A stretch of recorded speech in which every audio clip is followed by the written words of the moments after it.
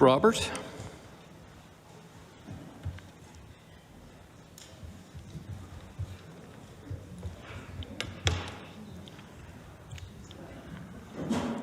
Welcome, Ms. Robert. So you have up to 10 minutes or a little more if you wish, and a total of 15 minutes. The floor is yours. Well, my name is Ruth Robert, and I'll be here representing Campaign Life Coalition, and also many people who emailed me saying we would like to be able to speak, but we can't because this bill has gone through so quickly, first reading, second reading, with little more than a day between them, that many people who are interested in expressing their opinion will be unable to because of how quickly this has gone through. I would like to remind the committee members that they are, of course, responsible for the public interest and for the laws that they make for the public. And it is therefore important to be aware of public opinion. And so far as I can tell, there has not been enough time to truly contemplate where people stand on this. It has been said to not be a contentious bill, that there's a great deal of support for it. I read in the CBC News that there was a petition with 140 signatures for it. There is a petition with over 3,000 against it. Not because people want to shame women, but because they value constitutional freedoms. So that is where I will be addressing first. Freedom of expression, freedom of conscience, freedom of religion, and freedom of peaceful assembly. I have heard the counter-argument that these bubble zones do not violate freedom of expression because protesters may simply protest outside the bubble zone. I find this to be an inadequate counter-argument. Firstly, because the nature of a protest is that the location matters and that people like to emphasize what is happening in what location to better make their point. To have the location data removed does diminish the power of a protest and therefore inhibits an individual's constitutional rights. Furthermore, the reason for these bubble zones has been said to be to protect women. Abortion Rights Coalition of Canada presented data in April 2018 that indicated there has been no severe or moderate violence from pro-life individuals in over 20 years.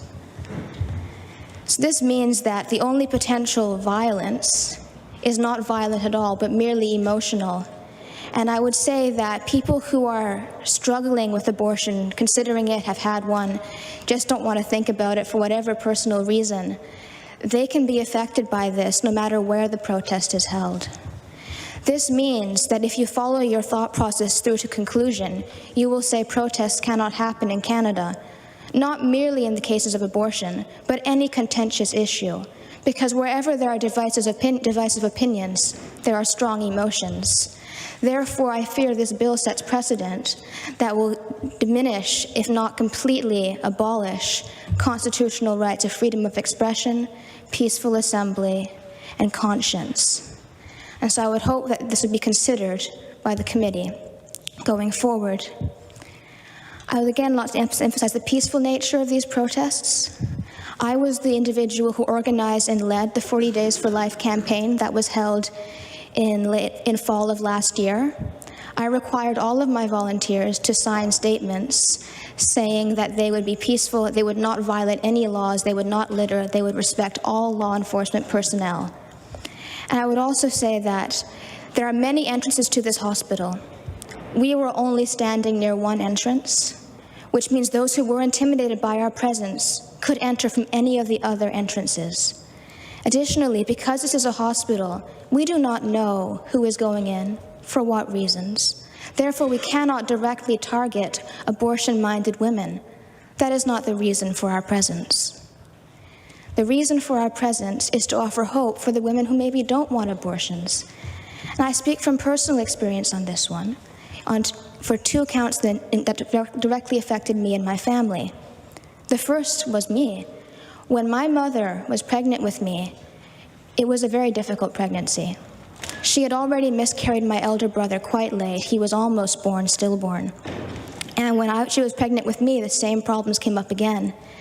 And she was put in a position where terminating a pregnancy might have been considered the wiser option by some medical counselors. And she wanted this child, so this was not suggested to her, but she was told that she would need to take medication that could result in a miscarriage. This is not an abortion. It's just one of those situations where the mother's life is in danger, the child could die too, but you gotta do what you gotta do. So she was given the injection. She thought she'd had a miscarriage, and she was devastated. The doctor saw the blood, said, "I'm so sorry. By law, I have to give you an ultrasound. I was born in Japan, that was the law there." And to everyone's shock and amazement and joy, I was still there, because I had been given a chance to fight that medication that could otherwise have killed me. And so we were overjoyed. And then just last year, my cousin gave birth. My cousin has epilepsy. And when she found out she was pregnant, she was on a medication that could cause deformities in a child. Her doctor did recommend abortion. You don't want to take that risk. But my cousin did not want to do that. She said she would care for her child no matter what, and therefore she chose to carry the pregnancy through, despite the opposition. She gave birth to a perfectly healthy 10-pound baby. And so I stand outside that hospital, not to condemn women if they need to make this choice, if they feel that it's necessary. I disagree, but I'm not there to condemn. I am there for the women who want their children and feel they have no other recourse, to say, I'm here, and I can tell you from experience, sometimes there are other options. I know because I have seen it. That is why I also want to say that this bill will also lead to a violation of due process. It is assuming guilt, assuming that we are there to harass, intimidate, condemn. And therefore, it is punishing us for crimes that we have not committed and likely never will. I would remind committee members that in the Criminal Code of Canada, I believe it's section 264, anything that would be harassing, intimidating towards women is already criminal. It is criminal to intimidate people, to harass people, to assault people. It is criminal. I would not contest that. It should be criminal. But because it is already criminal, we do not need a bill that will just punish people who are expressing their rights to their opinions. It will also violate freedom of religion in the process. The bill talks about besetting, but it's very broad. Besetting, to stand near to someone with the purpose of dissuading them. And then when you combine this with section 15 of the bill, a police officer may arrest without warrant. This is a gross violation of due process. Without warrant, they may arrest anyone with reasonable or probable cause. How do you define reasonable or probable? If a nun walks through there, most nuns are pro-life. Their presence might cause some people who are Catholic going in for abortion to reconsider. Is that grounds for arrest? Violation of due process, violation of freedom of religion. She might not even be protesting, but her freedom of religion is in jeopardy. I spoke to the Imam, Abdullah Yusri, about getting Muslims involved in our campaign, because many Muslims are also pro-life. He was supportive. If a Muslim woman wearing an abaya or a hijab walks through this access zone, is this grounds for arrest?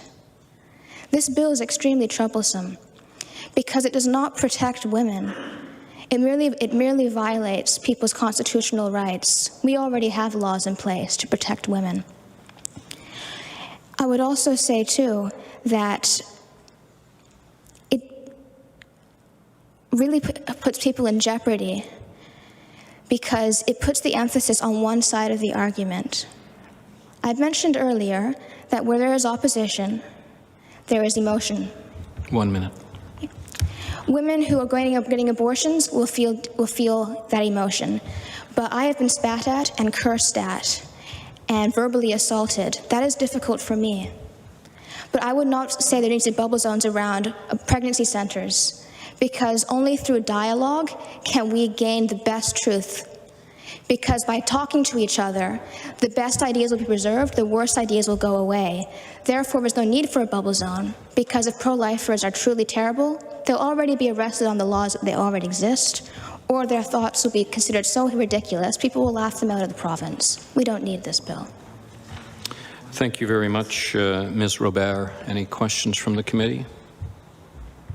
Thank you very much for coming in and sharing your views.